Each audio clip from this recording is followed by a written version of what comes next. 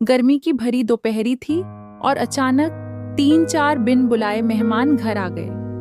पापा ने उन्हें कुछ ज्यादा ही खास माना, बाकी हम उन्हें पहले कभी नहीं देखे थे। हमें थोड़ी उलझन सी हो रही थी, लेकिन पापा तो उनका स्वागत करने में लगे हुए थे। पापा ने जल्दी से माँ से कहा, तुम रसोई में काम करो, मैं मेहमानों के साथ बैठता हूँ।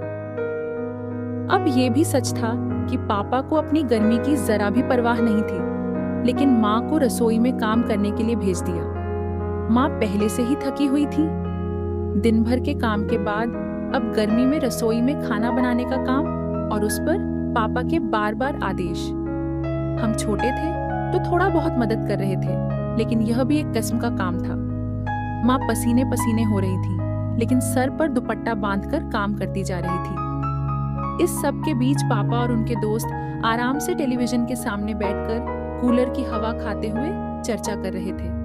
कभी नाश्ता लाओ, कभी पानी लाओ, तो कभी कह रहे थे, ये क्या, चाय थोड़ी ठंडी है। माँ के धीरज का बांध टूट गया जब पापा रसोई में आए और धीरे से बोले, इतनी देर क्यों लग रही है खाना बनाने में? 1 घंटा हो गया। माँ ने समझाने की कोशिश की कि वह अकेले काम कर रही है, ऊपर से गर्मी और फिर पापा के बार बार के आदेश। लेकिन पापा और गुस्से में आ गए। माँ भी गुस्से में बोली, पंखे के नीचे बैठकर सब कुछ जल्दी हो जाता है, लेकिन यहाँ 1 मिनट भी घंटे जैसा लगता है। बस फिर क्या था, मामला गर्म हो गया। पापा वापस जाकर अपनी बातें करने लगे और माँ चुपचाप रोने लगी। अब ये तो मैं बर्दाश्त नहीं कर सकती थी। खाना तैयार हो चुका था और जैसे ही माँ ने खाना परोसने के लिए दिया, मैं चुपचाप नीचे गई और मैन स्विच बंद कर दिया।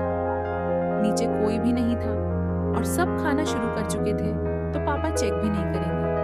अब क्या था, सब गर्मी में खाना खा रहे थे, पसीने में भीगते हुए, और मेहमानों को भी यही समझ में आया कि खाना वही खा रहे थे जिस हालत में माँ ने उसे बनाया था। कोई भी उनकी मदद को नहीं आया था, तो अब सबक तो देना था ना।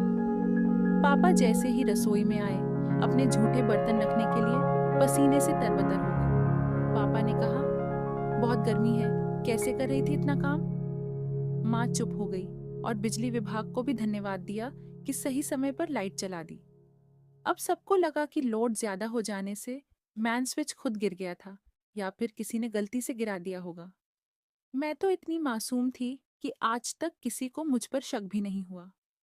बात बस इतनी थी, पापा से सबसे ज्यादा प्यार है, लेकिन माँ को रोता हुआ देखना